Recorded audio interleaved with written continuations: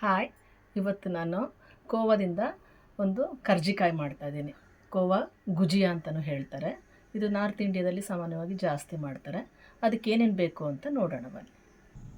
ಗುಜಿಯಾ ಮಾಡಲಿಕ್ಕೆ ನಾನು 1 ಬಟ್ಲದಷ್ಟು ಮೈದಾ ಹಿಟ್ಟು ತೊಗೊಂಡಿದ್ದೀನಿ.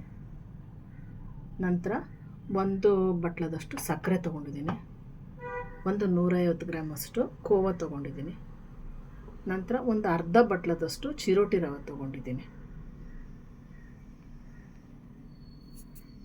ನಂತರ ಅದು ಸೂಸ್ಲ ಮಾಡ್ಕೊಳ್ಳೋಕ್ಕೆ 1/4 ಬಟ್ಲದಷ್ಟು ಗೋಡಂಬಿ ತೊಗೊಂಡಿದ್ದೀನಿ. ಅಂದರೆ ಒಂದು 50 ಗ್ರಾಮಷ್ಟು.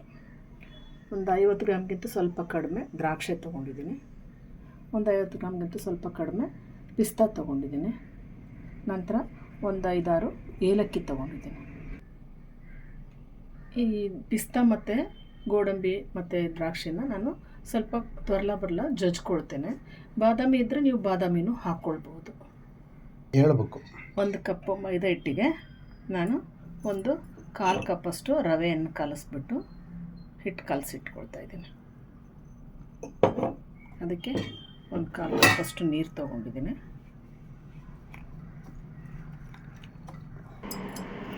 ಒಂದು ಟೀ ಸ್ಪೂನಷ್ಟು ತುಪ್ಪ ಅಥವಾ ಎಣ್ಣೆನ ಸ್ವಲ್ಪ ಬಿಸಿ ಮಾಡಿ ಹಾಕ್ಕೊಂಡ್ರೆ ಕರ್ಜಿಕಾಯಿ ಸ್ವಲ್ಪ ಹಗುರಾಗಿ ಬರ್ತದೆ.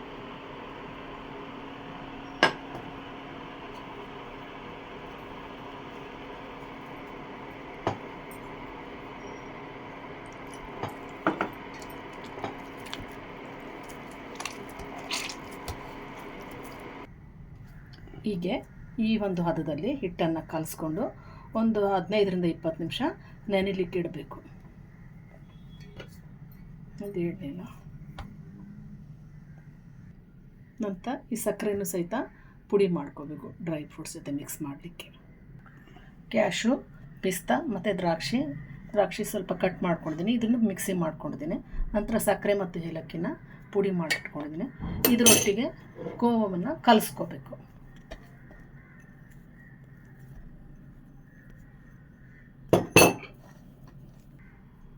ಈ ಹದವಾಗಿ ನಾನು ಎಲ್ಲ ದಿನಸುಗಳನ್ನ ಕಲಸಿ ಇಟ್ಕೊಳ್ತೀನಿ. ಈಗ ಕರ್ಜಿಕಾಯಿ ಹಾಳೆ ಉದ್ಕೋಬೇಕು. ಗುಜಿಯಾ ಮಾಡಲಿಕ್ಕೆ ಮೈದಾ ಹಿಟ್ಟಿಂದು ಹಾಳೆ ಮಾಡಿಕೊಂಡು ಅದರಲ್ಲಿಟ್ಟು ಕರಿಬೇಕು. ಈ ಥರ ಉಳ್ಳಿ ಮಾಡಿಕೊಂಡು ನಾವು ಹಿಟ್ಟು ಅಥವಾ ಎಣ್ಣೆ ಹಚ್ಕೊಂಡು ಉದ್ಬೋದು. ಬಟ್ ನಾನಿವತ್ತು ಹಿಟ್ಟು ಹಾಕ್ಕೊಂಡು ಉದ್ದಿದ್ದೀನಿ. ಇಷ್ಟಾಗಲ ಉದ್ಕೊಂಡ್ರೆ ಸಾಕು. ಈ ಥರ ಉದ್ಕೊಂಡು ಇದರಲ್ಲಿ ಸೂಸ್ಲ ತುಂಬ್ಕೋಬೇಕು. ಹಿಂದೆ ಸ್ವಲ್ಪ ಎಡ್ಜಲ್ಲಿ ಸ್ವಲ್ಪ ನೀರು ಹಚ್ಕೋಬೇಕು. ಒಂದು ಸೈಡ್ ಹಚ್ಕೊಂಡ್ರೆ ಸಾಕು. ಅರ್ಧ ಚಂದ್ರ ಇದರಲ್ಲಿ ಈ ಸೈಡೇನು ಹಚ್ಕೊಳ್ಳೋದು ಬೇಕಿಲ್ಲ. ಅದಕ್ಕೆ ಸ್ವಲ್ಪ ಈ ಥರ ನಾವು ಬೇಳೆ ಹೂರಣ ಅಥವಾ ಕಾಯಿ ಹೂರಣ ಇಡ್ತೀವಲ್ಲ, ಹಾಗೆ ಕಡುಬು ಅಂತ ಮಾಡ್ತೀವಲ್ಲ ನಾವು, ಆ ಥರ ಹಿಂಗೆ ಹಚ್ಬಿಟ್ಟು ಹಿಂಗೆ ಮಾಡ್ಕೋಬೇಕು.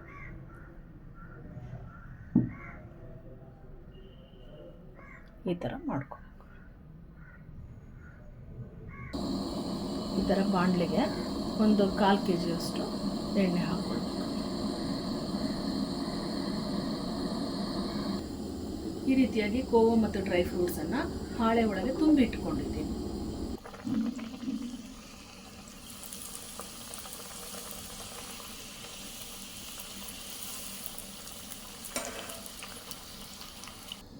ಈ ಥರ ಹೊಂಬಣ್ಣ ಬರೋವರೆಗೂ ಕರೆದುಕೊಳ್ಬೇಕು.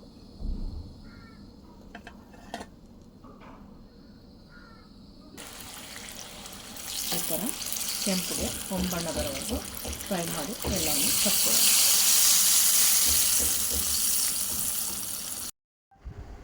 ಎಲ್ರಿಗೂ ಹೋಳಿ ಹಬ್ಬದ ಶುಭಾಶಯಗಳು. ನೀವು ಮನೆಯಲ್ಲಿ ಹೀಗೆ ಗುಜಿಯಾ ಮಾಡಿಬಿಟ್ಟು ಟೇಸ್ಟ್ ಮಾಡಿ ನೋಡಿ, ಲೈಕ್ ಮಾಡಿ, ಶೇರ್ ಮಾಡಿ. Bye bye. Thank you.